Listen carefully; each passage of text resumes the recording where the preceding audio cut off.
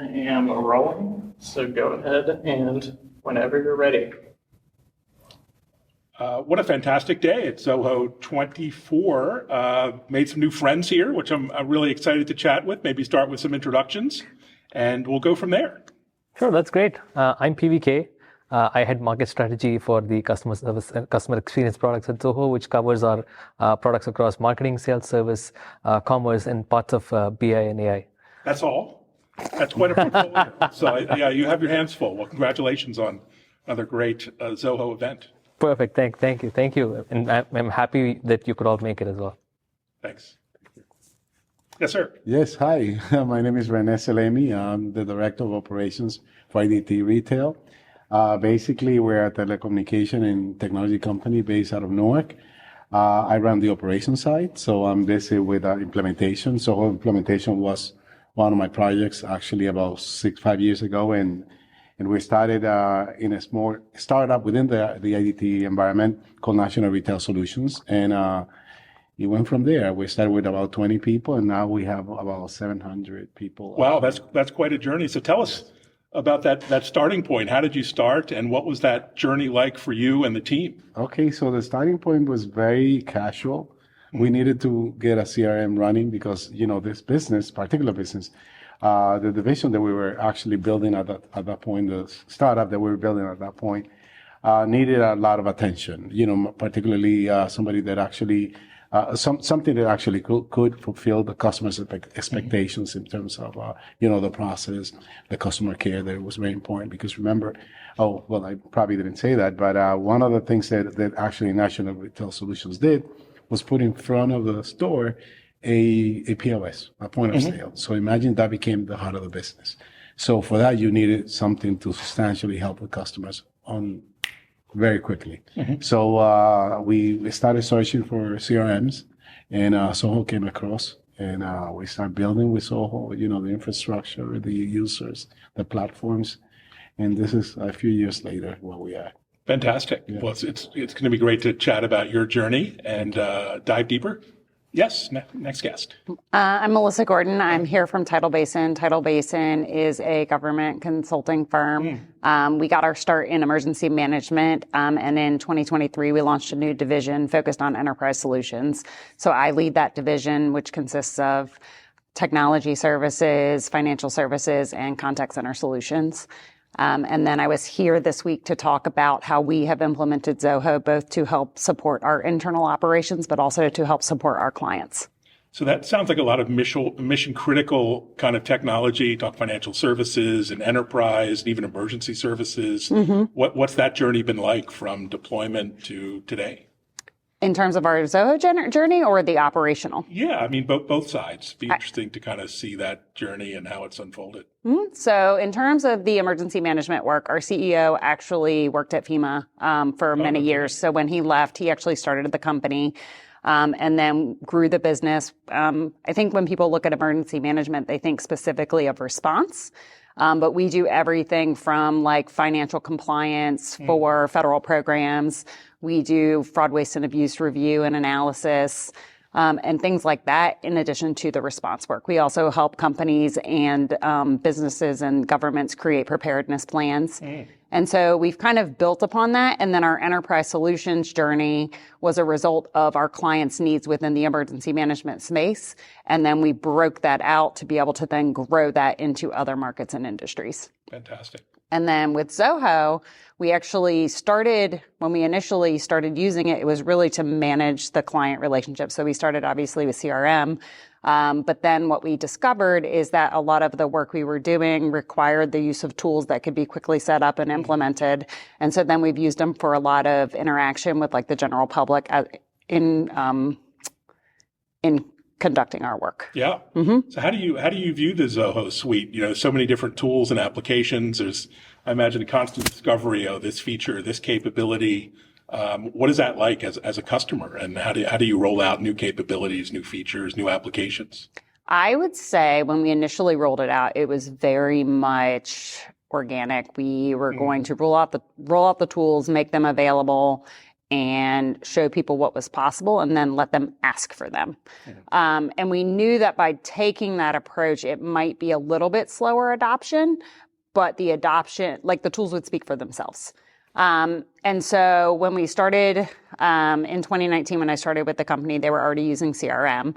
And then we added Project pretty quickly thereafter. And then we quickly followed with Zoho Desk. And Zoho Desk really, I think, launched our adoption across the organization, because once we launched it for our corporate help desk, we started to see use cases where Zoho Forms merged with Zoho Desk could be applied for projects. It could be applied across all of our corporate departments. And then when people started to see what was possible with one tool, they started to ask, well, can we do this? And is this possible? And then that kind of expanded. That's fantastic. It must be very gratifying to see customers being so creative with the way they use the applications and integrate them and find new ways of using the tools that you probably at Zoho never necessarily envisioned. What's it like from the product side to see that? Well, definitely, it is gratifying in that when we have a reasonably broad representation of industries and sizes and geographies and all that in our customer base, and so we're able to see a wide variety of ways in which this tool can be used. But when we speak with customers like Renee and Melissa, what we see is that there are possibilities that are not obvious when you look at the software or when you define the problem statement a certain way, right? And there are several manifestations of the same problem statement, and when that happens effectively, customers can get really creative. Our responsibility as the underlying software platform is to keep it simple and keep it extensible so that they're able to pick it up and do exactly what they want to do without a lot of the bloodshed, so to speak. Yeah, you don't want that. And Renee, I mean, you've been here today, you've been to other Zoho events. There's so much information exchange and networking and learning. Are there any takeaways that you discovered today that, hey, ideas to take back to the team and potentially implement over the course of the year? Well, I think that every time you come to these events, you learn something new. And particularly, I think in this case, I see one of the things that I'm looking into is AI. And because we're sort of like organizing ourselves to see one more can we do with it, within our company. So that is a takeaway that I take from the meeting.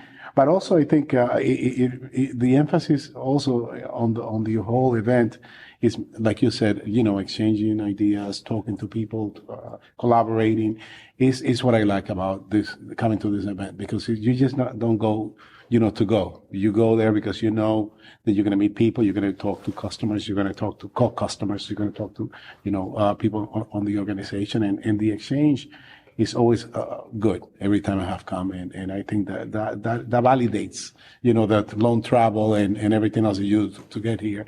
And I think that's fantastic. That's one of the reasons I come, because I really enjoy the whole process and the whole event, actually.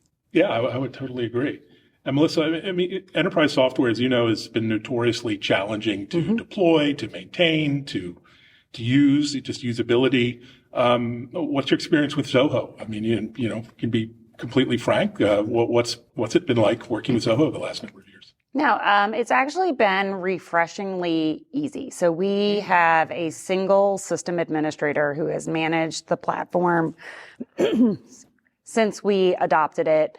And then even as we've expanded it, she has been able to continue to manage and maintain the configuration. I would say the one challenge we have had is around documentation. I think the plus side is Zoho is rolling out so many new features so frequently that the documentation sometimes lags behind. But I think what they use to counteract that is their customer support team, who is readily available and has been able to walk us through anything that the documentation doesn't clearly define. So that's been helpful. I think our limiting factor with implementation is around our growth and refining business processes as we're growing, and then trying to implement them quickly. And so for us, it's sometimes we can get held up by, instead of building for what we're doing today, we want to change the process before we build so that we don't have to go back and redo it. And that can sometimes slow us down a little bit.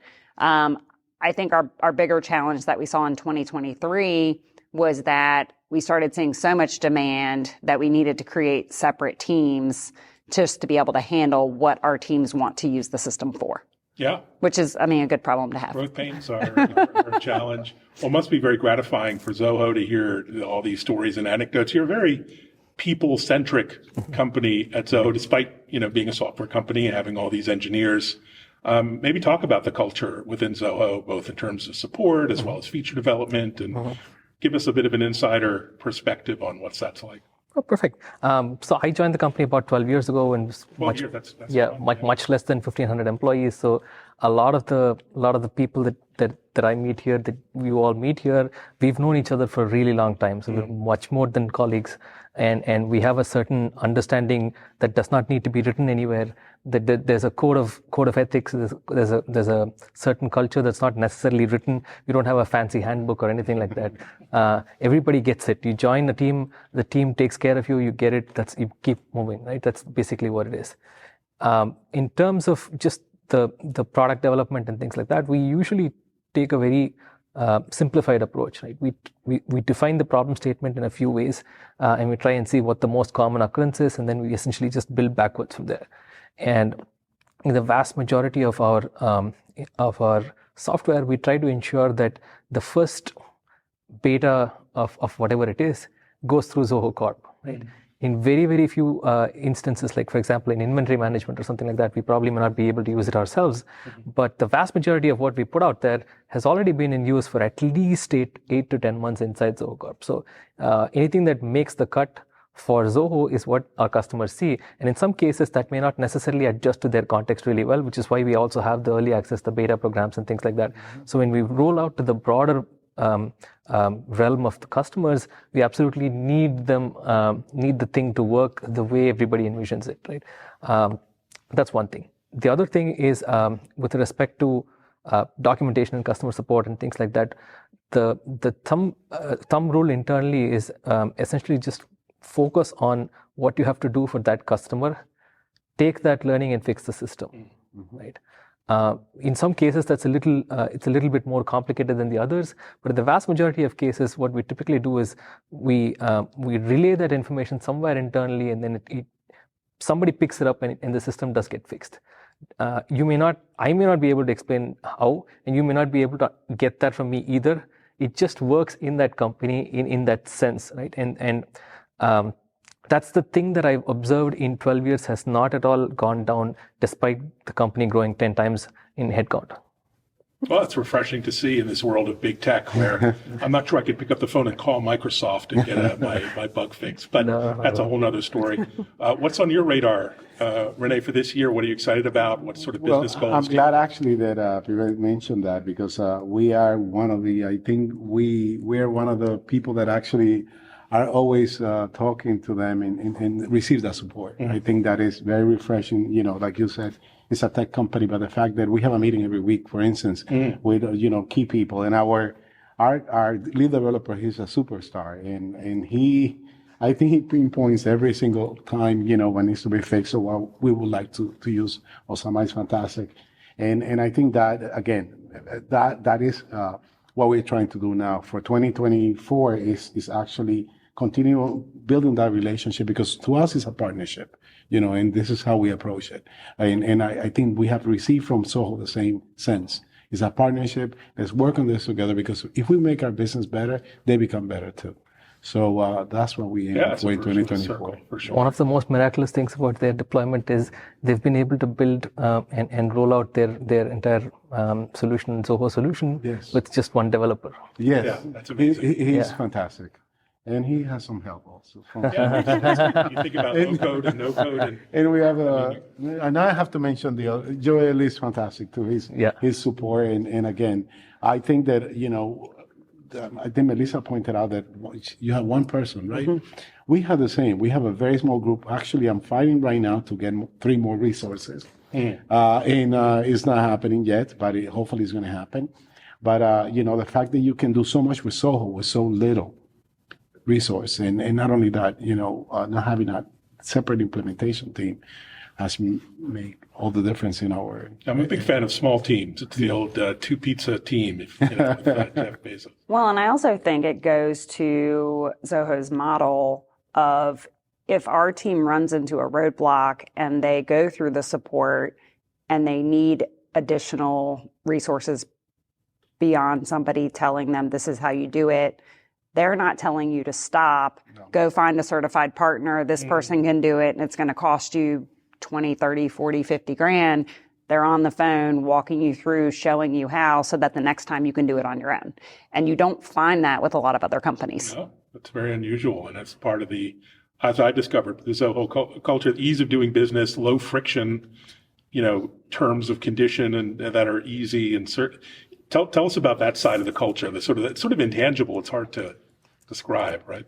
Yeah, it is. It's actually pretty hard to describe, but the essence of what we're trying to do is to keep everything as simple as we possibly can, right? We don't think about secondary, tertiary, and aspects far beyond that. Somebody has come to us, they're essentially using our software, there's something critical there. If that's not the case, they would not be on the phone with us. That's the bare minimum understanding, right? At that point, you just essentially jump in and do what you can to address the situation at the moment. If it's something that requires a more prolonged approach to fixing that thing, it's probably a little bit more systemic. So it's even higher priority than that. But we're simplistic in that sense. We don't think about this is doing this for 50 customers a day is an opportunity cost for the ecosystem and things like that. At the moment, there's somebody that's come to you needing for help. We basically just get down and get stuff done, right? And that's pretty much what it is. I mean, even at the level of a team, if there's somebody who's had a bereavement in the family, or if somebody has to leave, they're sick or something like that, somebody miraculously steps in to cover for them. Nobody asks for specifically for help. There's not a specific, staffing matrix or something that's published on the walls or whatever. Somebody just steps in and gets work done. It's not like when I call company XYZ, I won't mention the name. I get my tier 1, and then I have to ask tier 2, and then I go to tier 3, and can I talk to tier 4 support? That's really a challenge. So it's been a delightful day and a half so far. What's in store for the rest of the year? You do so many events, so many get-togethers and education and training. What are you looking forward to? Zoholics is coming up in a few months. Yeah, we're actually doing Zoholics across quite a bit of cities. I think the last count was something around 20 cities in the world or something like that. So there's always, the internal joke we make is at any point of time in the week, there's a Zoholics happening somewhere. And but 12 years ago when I joined, Zoholics in the US was the only one, right? So for me, it's gratifying to see that we're able to do this in so much scale. But even then, we still keep the events small. We don't do a 3,000, 5,000, 80,000, leave alone 120,000. Right? We don't do events at that scale. Because you could just open it up to. Oh, yeah. We could if we wanted to, but we intentionally don't go for things like that because the connection is lost at that point. You move to a broadcast model, it becomes a show, right? We don't want that. And as you've seen all day today as well, there's basically no show. It's simple. Q&A and interaction. Yeah. It's amazing. Simple, authentic, and crisp. That's essentially how we do it. Right? I love it. Melissa, what about you? A lot of travel coming up. Are you going to be at Zoholics, or it's too early to say? Too early to say on Zoholics. I will probably send my system administrator. I think it would be beneficial for her specifically. In terms of my personal travel for work and things like that, I actually don't have a lot of travel coming up, which is great. I'm envious. But I am really focused on growing our business. I know one of the things that I'm working on here specifically is related to the partner program and figuring out how we can really utilize that to also help assist our clients. We've definitely identified some use cases within the government space where we could leverage Zoho's functionality to support clients at a much lower cost than if you were to do custom development. Or use an alternative platform. Yeah, that's a nice value proposition. And I just learned today about the ecosystem that exists and all the partners and channels. It's really kind of a best kept secret. So hopefully it's getting out here on video. What about you, Renee? What are you planning to do the next couple months? This year is, I've been traveling, the past 6 months somehow, in some locations, and I'm going to be probably doing the same. We're looking for things to improve, wherever Zoho may take us. Hopefully We'll be in the Saholic meeting. I think there's one in Jersey City. Yeah, Oh, wow. we're going to be, probably some of my colleagues are going to be going there. And, we'll see. It's a lot of stuff happening within the company. So a lot of, different training, a lot of different things going on. And I'll be more than happy to be part of that. It was always great at educating, informing, and entertaining. You guys put on a really fun get together. I've never been to the Rio Grande Valley, this whole part of Texas. Really interesting coming from Boston. So I look forward to getting out and about. Thanks, guys. Perfect. Thank you. Thanks, Evan. Thank you. All right. That's all right. All right. Thank you. Perfect.